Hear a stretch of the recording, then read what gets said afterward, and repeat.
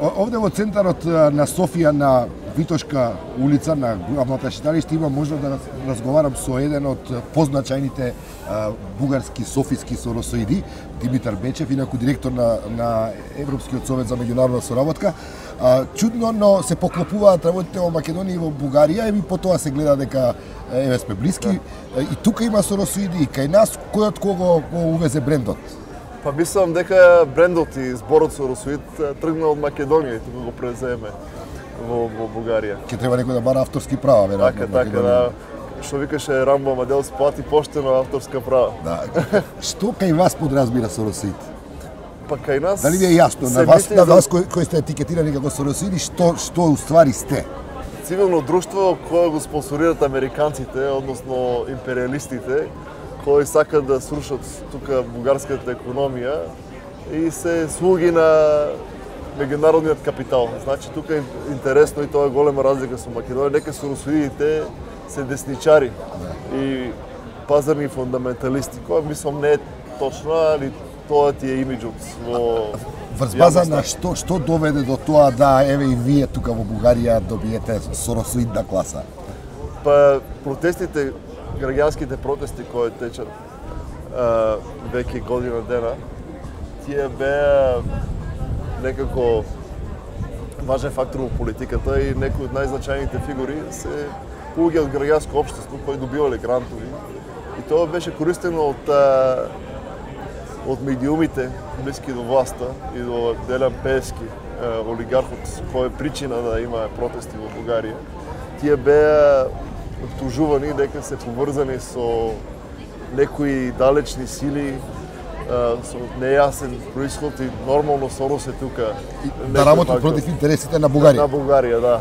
На бугарските интереси, бугарското општество, бугарските бедни и бугарската економија. Тоа се западни слуги кои тука како живееш ти, како живееш како се носиш со таа етикета? Па мислам окей. Сега имав можност да го видам Сорос минатата недела. Го кажав дека тука продолжува протестите, мислам он не поддржува.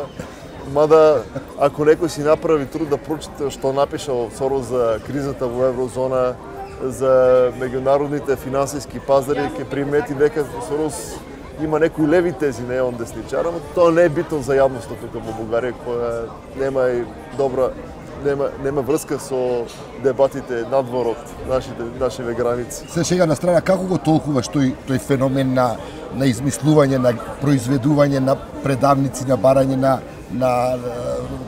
виновници надвор од структурите кои се навистина виновни за известни проблеми во нашите општества? Тоа е начин да се креира поларизација, да се барат врагови кои легитимират актуалната власт. Во Бугарија, за разлика од Македонија, сепак има плурализам. Мислам, нема концентрација на власт до толку. И проблемот не е во политичката класа, е проблемот во олигарсите, кои се спремни да соработуваат со било кој бил на власт. И доколку се воспостави некоја силна општествена реакција со протестите, тие преку медиумите бара да најдат некој негативен образ, да делегитимират цивилното друштво и сите луѓе кои излезнат тука во Софија веќе толку време, поготово миналото лето.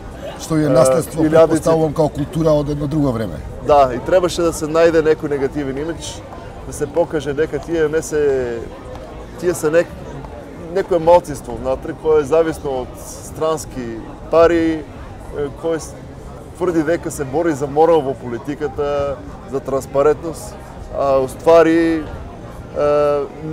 единствениот интерес е да добие некои грантови од Запад. Значи, тие не се автентични, не е тоа автентично цивилно друштво, а тоа е уствари некоја западна шема, не е граѓанско општество. Е резултат на се уште на незрела демократска култура и во Бугарија? Па мислам тоа се менува и таа манипулација не работи. Тоа е видно од резултатите на изборите. Таа стратегија за делегитимација може би работи во Русија со странски агенти, целото тоа законодавство и реториката на Путин. Во Бугарија не е толку ефективен инструмент, тоа покажа Додека тука ќе има протести, ќе има критично мислене, ќе има во интернет, во медиумите, други гласови, не може да се тоа спречи со некои инсинуации и манипулации.